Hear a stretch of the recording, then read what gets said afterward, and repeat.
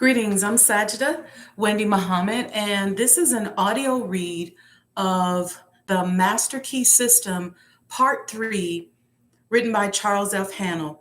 It is to be used in conjunction with the MOEToday Manifestation Series, facilitated by me Thursdays at 7 p.m. Central Time. And this week's class is entitled Learning to Trust Your Gut, and it's based upon Part 3 of this book. So I'm just going to do a straight audio read of that particular part of the book for those of you who just don't feel like reading it. Okay, so here we go. Part 3. You have found that the individual may act on the universal, and that the result of this action and interaction is cause and effect. Thought, therefore, is the cause, and the experiences with which you meet in life are the effect. Eliminate, therefore, any possible tendency to complain of conditions as they have been or as they are, because it results with you to change them and make them what you would like them to be. Direct your effort to a realization of the mental resources always at your command, from which all real and lasting power comes. Persist in this practice until you come to a realization of the fact that there can be no failure in the accomplishment of any proper object in life if you but understand your power and persist in your object, because the mind forces are ever ready to lend themselves to a purposeful will in the effort to crystallize thought and desire into actions, events, and conditions.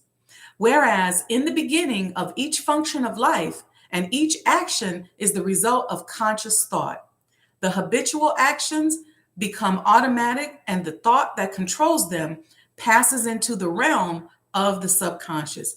Yet it is just as intelligent as before.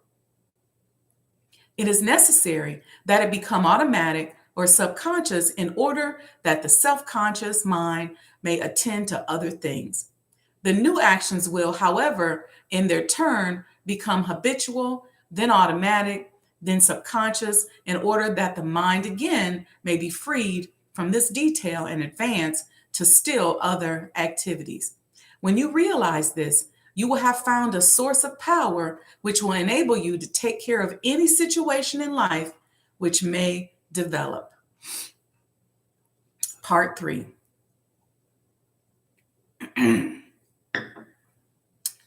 Number 1. The necessary interaction of the conscious and subconscious mind requires a similar interaction between the corresponding systems of nerves. Judge Troward indicates the very beautiful method in which this interaction is effected. He says, the cerebral spinal system is the organ of the conscious mind, and the sympathetic is the organ of the subconscious. The cerebral spinal is the channel through which we receive conscious perception from the physical senses and exercise control over the movements of the body. This system of nerves has its center in the brain. Number 2, the sympathetic system has its center in a ganglionic mass at the back of the stomach known as the solar plexus, and is the channel of that mental action which unconsciously supports the vital functions of the body. Number 3, the connection between the two systems is made by the vagus nerve, which passes out of the cerebral region as a portion of the voluntary system to the thorax, sending out branches to the heart and lungs, and finally passing through the diaphragm.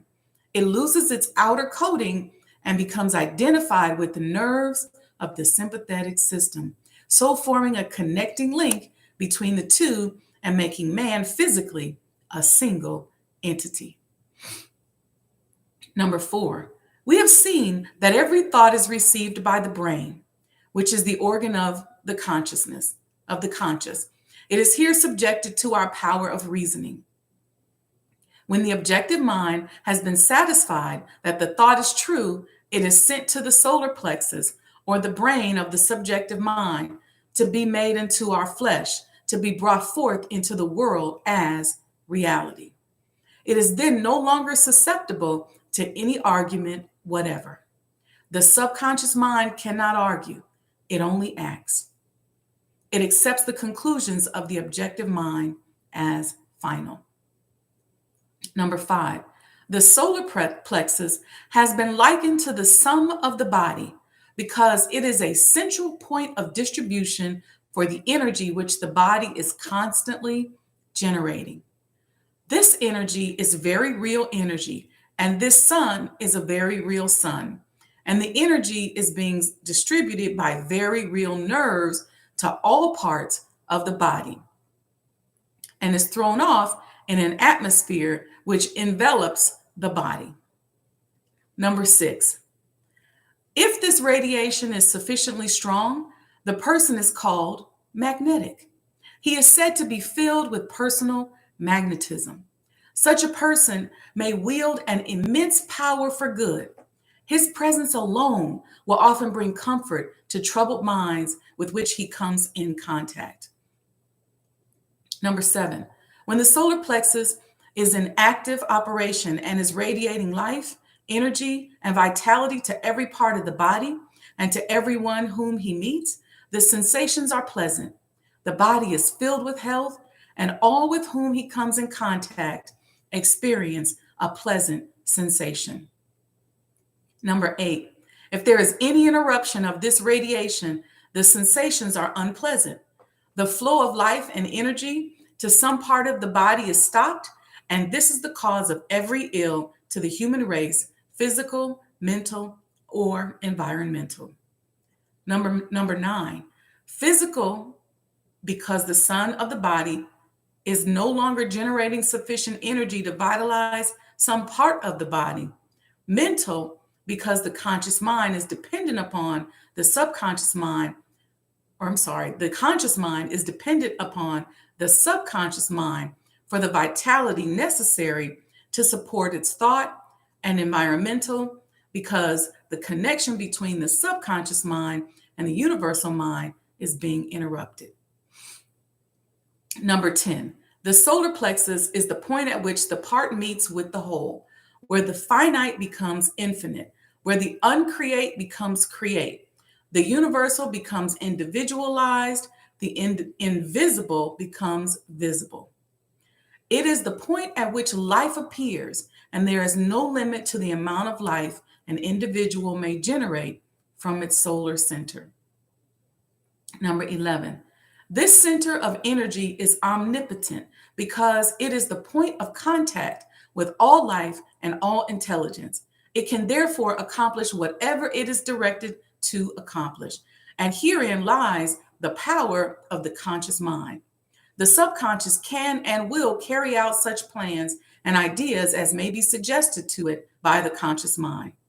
Number 12, conscious thought then is master of this sun center from which the life and energy of the entire body flows, and the quality of the thought which we entertain determines the quality of the thought which this sun will radiate, and the character of thought which our conscious mind entertains will determine the character of the thought which this sun will radiate, and the nature of the thought which our conscious mind entertains will determine the nature of thought which the sun will radiate, and consequently will determine the nature of the experience which will result.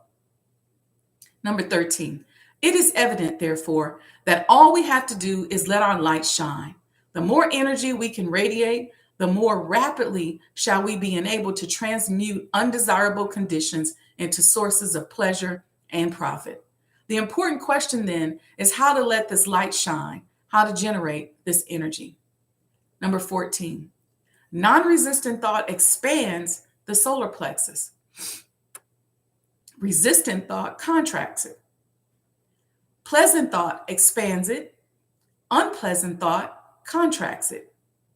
Thoughts of courage, power, confidence, and hope all produce a corresponding state. But the one arch enemy of the solar plexus, which must be absolutely destroyed before there is any possibility of letting any light shine is fear. This energy must be completely destroyed. He must be eliminated. He must be expelled forever. He is the cloud which hides the sun, which causes a perpetual gloom.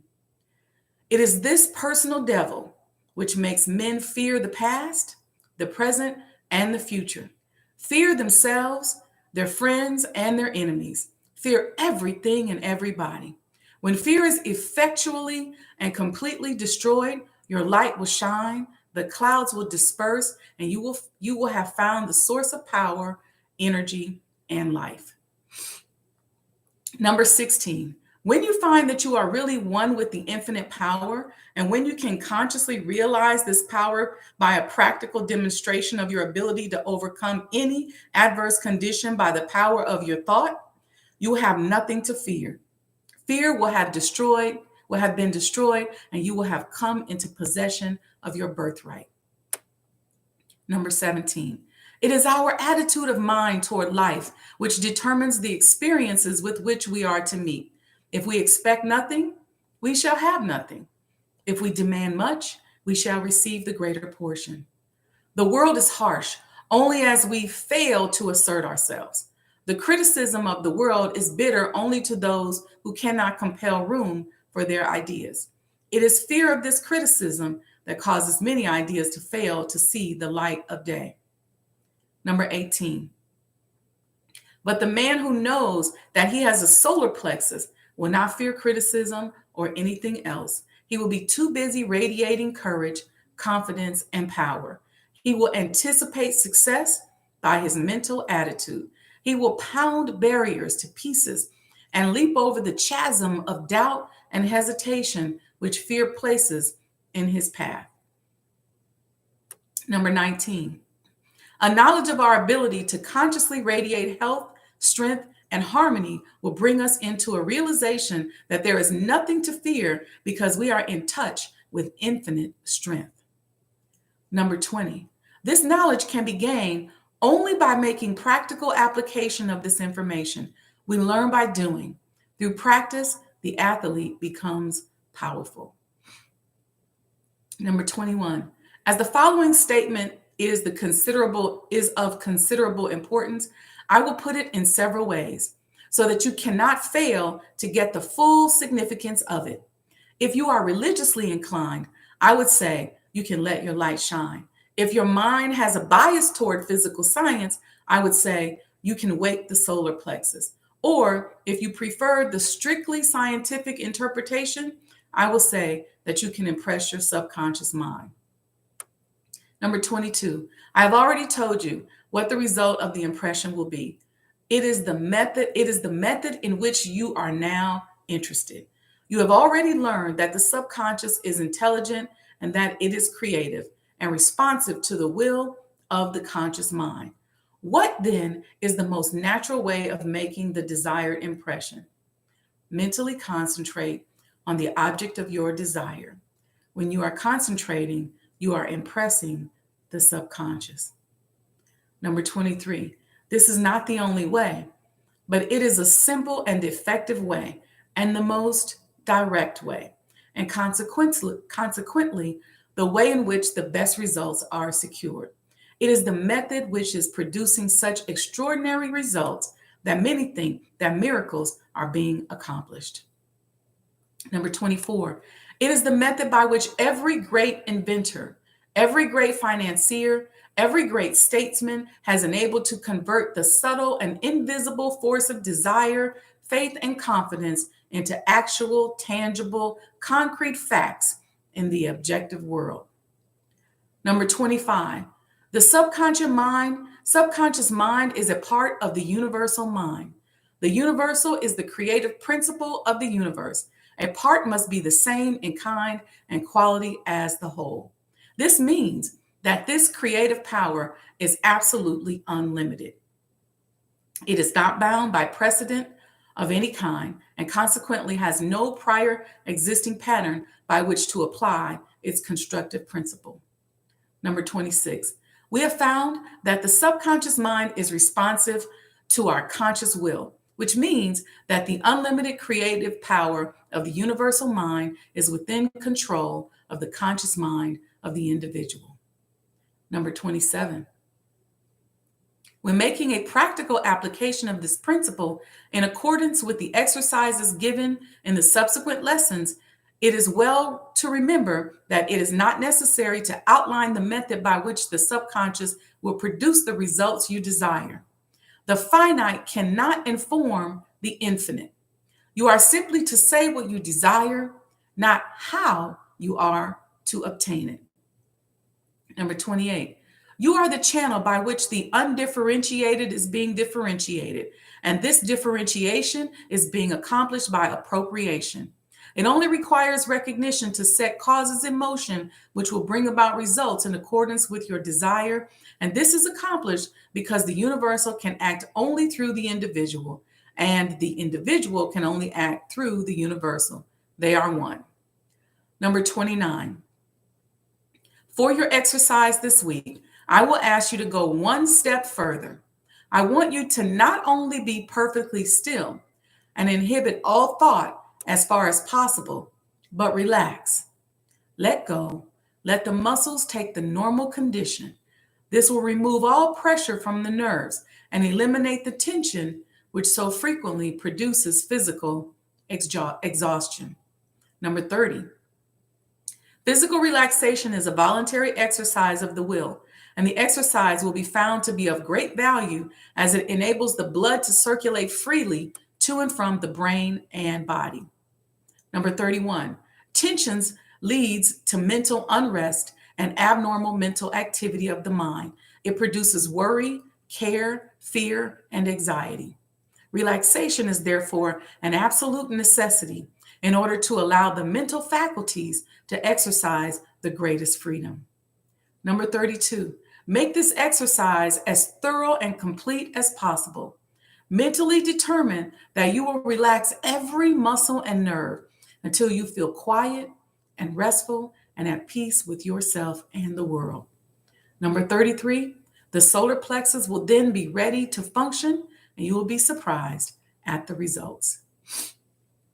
Study questions and answers. Number 21, what system of nerves is the organ of the conscious mind? The cerebral, spinal.